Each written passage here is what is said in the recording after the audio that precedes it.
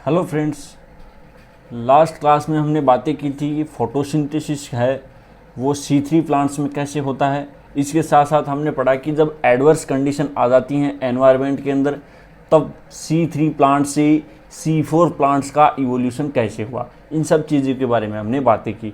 तो C4 plant का evolution important है। इसके अलावा C4 प्लांट में फोटोसिंथेसिस कैसे होता है, C4 प्लांट्स में भोजन बनने का काम है वो कैसे होता है, उन सब चीज़ों के बारे में हम आज जानकारी लेने वाले हैं। तो देखिए, फोटोसिंथेसिस इन C4 प्लांट्स। अब इसके अंदर अपन देखें कि कौन कौन सी स्पीशीज़ हैं, यानी C4 प्लांट्स के कौन कौन से एग्जाम्पल हमको। तो कॉमन इन फॉरेज ग्रास, यानी कि जितनी भी लगभग ग्रास होती हैं जो लोअर वाटर कंडीशन के अंदर पाई जाती हैं, वो कौन सी क्लास की आती हैं, C4 प्लांट्स के अंदर आती हैं। जैसे मेज हो गया, सोरगम हो गया, शुगर केन हो गया, ये सब पेपरस है। फोनियो, टेफ, ये कर्नाटक के अंदर उगने वाले पौधे हैं। ये टेफ, फोनियो हैं साउथ इंडिया के अंदर, वहाँ पर ये पौधे उगाए जाते हैं। इसके अलावा इम्पोर्टेंट बात है C4 प्लांट्स के अंदर एंजाइम, फोस्फोइनोल पायरुवेट कार्बोक्सिलेज, जिसको अपन शॉर्ट में बोलते हैं पेपकेज। और पेपकेज एंजाइम C4 प्लांट्स के अंदर इंपॉर्टेंट है क्योंकि CO2 को फिक्स करने का काम जो है वो पेपकेज एंजाइम ही करेगा। इसके अलावा process convert CO2 into 4 carbon intermediate, यानी फोस्फोइनोल पायरेट है 3 कार्बन का होता है, और इसके ऊपर जब एक CO2 ऐड हो जाती है तो यह है कितने कार्बन का बन जाएगा, 4 कार्बन का बन जाएगा। और उस 4 कार्बन के कंपाउंड जिसको अपन ऑक्जेलो एसिटिक एसिड बोलेंगे, उसके द्वारा CO2 हो उसको फिक्स किया जाएगा। फिर उसके बाद में देखते हैं वेयर कार्बन इज फिक्स्ड। तो C4 प्लांट के अंदर अपन जानते हैं कि मेजोफिल सेल्स और बंडल सी सेल्स, 2 टाइप की सेल्स पाई जाती हैं। बाकी जो C3 प्लांट्स हैं उनके अंदर ओनली ऑन मेजोफिल सेल्स ही पाई जाती हैं, बंडल सी सेल्स उनमें नहीं पाई जाती। और कल हमने देखा कि वो किस फॉर्म में पाई जाती हैं, क्रेंज एनाटमी, यानी एक उनका अरेंजमेंट होता है जिसको अपन बोलते हैं क्रेंज एनाटमी, जिसके अंदर बंडल सी सेल्स जो होती हैं वो मेजोफिल सेल्स की रिंग्स के द्वारा घिरी हुई रहती हैं।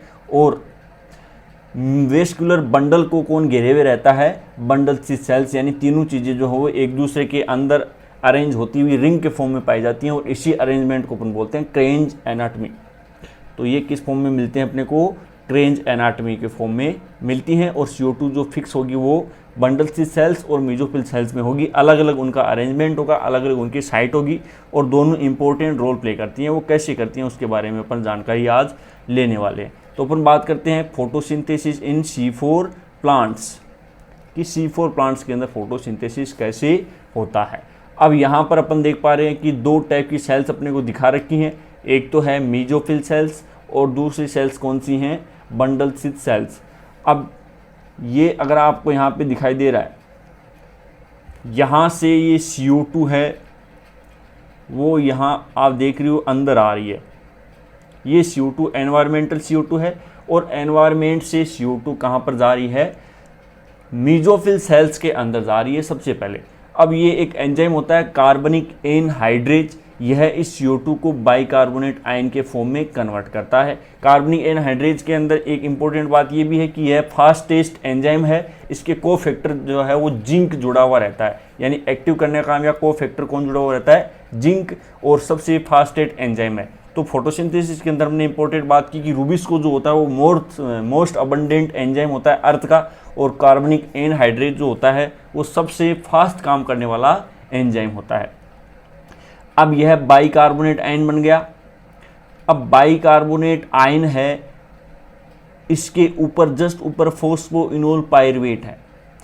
अब बाइकार्बोनेट आयन फोस्फोइनोल पायरुवेट पर जब जुड़ेगा पेप्केज एंजाइम की उपस्थिति में, तब 4 कार्बन का इंटरमीडिएट बनता है, और उस 4 कार्बन के इंटरमीडिएट को अपन बोलते हैं ऑक्जेलो एसिटिक एसिड।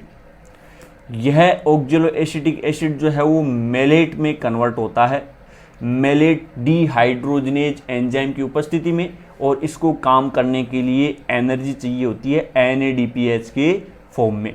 तो ऑक्जेलो एसिटिक एसिड को मेजोफिल सेल्स में ही मेलेट में कन्वर्ट कर दिया। एंजाइम जो था वो मेलेट डिहाइड्रोजनेज। अब इस मेलेट को कहाँ पर ट्रांसफर कर दिया जाएगा, प्लाज्मोडेस्माटा के थ्रू। प्लाज्मोडेस्माटा के थ्रू इनको बंडल सी सेल्स के अंदर भेज दिया जाएगा। अब बंडल सी सेल्स के अंदर इस मेलेट को एक एंजाइम की उपस्थिति में NADP मैलिक एंजाइम यह क्या करता है, पायरुविक एसिड में कन्वर्ट कर देता है। और पायरुविक एसिड कितने कार्बन का होता है, 3 कार्बन का। मैलेट कितने कार्बन का था, 4 कार्बन का। यानी एक कार्बन को रिलीज कर दिया और इस कार्बन को किस फॉर्म में रिलीज कर दिया है, CO2 के फॉर्म में रिलीज कर दिया है। अब बंडल स्थित सेल्स के अंदर हमने कल बात की थी रुबिस्को एंजाइम प्रेजेंट होता है। यह रुबिस्को इस कार्बन को या CO2 को एक्सेप्ट करेगा और RUBP पे ऐड करके फोस्फोग्लिसरिक एसिड या 3-फोस्फोग्लिसरिक एसिड बनाएगा।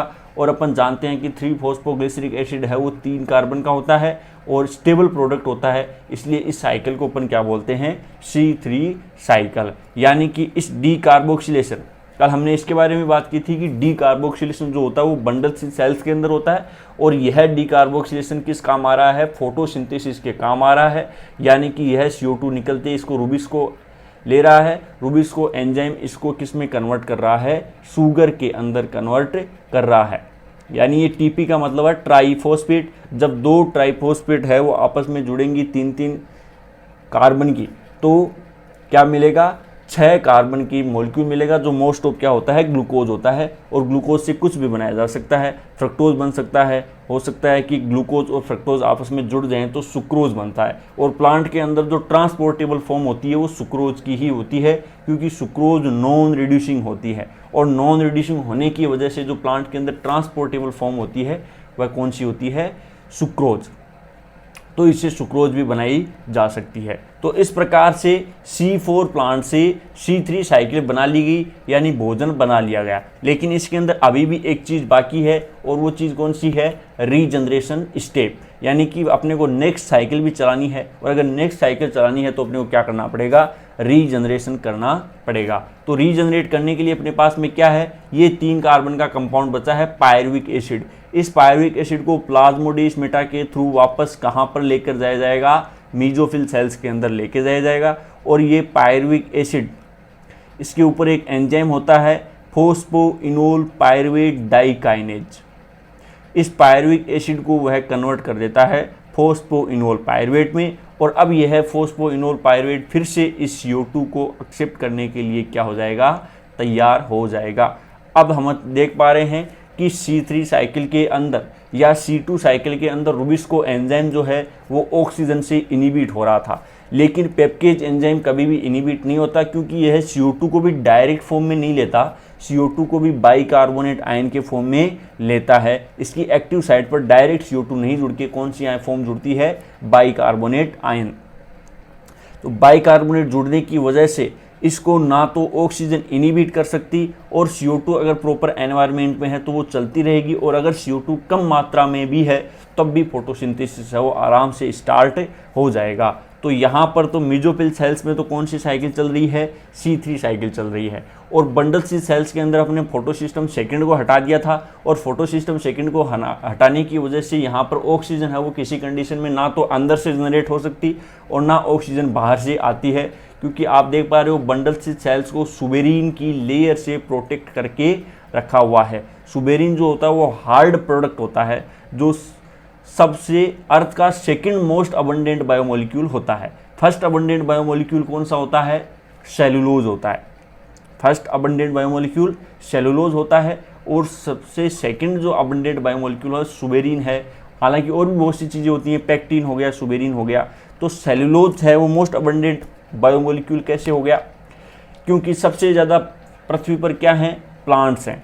और प्लांट्स हैं तो इसका मतलब उनके अंदर क्या बनी हुई है, सेल वॉल बनी हुई है। और सेल वॉल बनी हुई है तो इसका मतलब हुआ सेल वॉल किस से बनी हुई होती है, सेलुलोज से बनी हुई होती है। और जितने ज़्यादा प्लांट है तो इसका मतलब सेलुलोज भी अर्थ पर क्या है, बहुत ज़्यादा है। तो इसका मतलब अर्थ पर सबसे ज़्यादा बायोमोलिक्यूल कौन सा होता है, सेलुलोज होता है। उसके बाद में पैक्टिन है, सुबेरिन है, काइटिन है, क्यूटिन है, ये भी सारी चीज़ें होती हैं, लेकिन ये कम होती हैं क्योंकि ये एक स्पेसिफिक प्लांट्स का अडेप्टेशन होती हैं। लेकिन अगर आप किसी को पौधा बोल रहे हो या किसी को पेड़ बोल रहे हो, अगर ये चीज़ अगर बोल रहे हो तो उसका मतलब उसके अंदर सेलुलोज तो 100% ही है। इसीलिए सबसे मोस्ट अबंडेंट बायोमोलिक्यूल कौन सा होता है, सेलुलोज होता है। तो ये अपन देख पा रहे हैं कि मेसोफिल सेल्स के अंदर क्या किया गया है, CO2 को एनवायरनमेंट से अंदर लिया गया है और रीजनरेशन भी कहाँ किया गया है, मीजोफिल सेल्स के अंदर। बंडल स्थित सेल्स के अंदर क्या किया गया है, डी कार्बोक्सिलेशन किया गया है और डी कार्बोक्सिलेशन करके C3 साइकिल्स को चलाया गया है। C3 साइकिल को चला करके भोजन बनाया गया है किसमें, बंडल स्थित सेल्स के अंदर। तो ये उसकी कुछ स्पेसिफिक बातें हैं। रुबिस्को और पेपकेज लाने का अपने को फ़ायदा क्या हुआ, रुबिस्को की हमने साइट बदल दी, पेपकेज की साइट वही रखी, ये सारी की सारी चीज़ें हैं वो हमने रखी। जाहिर सी बात है C4 प्लांट में C3 प्लांट की तुलना में ज़्यादा एनर्जी लगती है। यानी कि C4 प्लांट के अंदर आप देख पा रहे हो कि C3 साइकिल तो चलेगी ही चलेगी, यानी कि जितना इन्वेस्टमेंट C3 साइकिल के अंदर हो रहा था, C3 प्लांट के अंदर हो रहा था, उतना एनर्जी का इन्वेस्टमेंट तो होता ही होता है।